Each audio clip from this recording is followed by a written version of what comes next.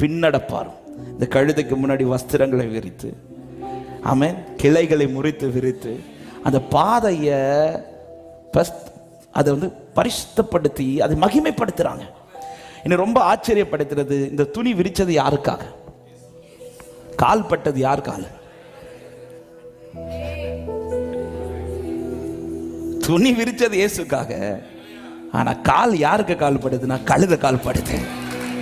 நீ இயேசுவை உயர்த்தி பார், இயேசுவின் வாழ்க்கையிலே மகிமைப்படுவாரானால் நீ கிரகிக்க கூடாத அநேக காரியங்களை, உன்னால் நேரெடுத்து பார்க்க கூடாத அநேக காரியங்களை கர்த்தர் உன் லைஃப்ல செஞ்சுட்டே இருப்பார்.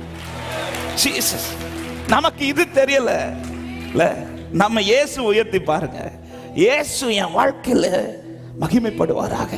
பக்கத்துல பார்த்து சொல்லுங்க, நம்ம லைஃப்ல இயேசு உயரட்டும் சொல்லுங்க. ஆமென். உண்மையா சொல்றீங்க?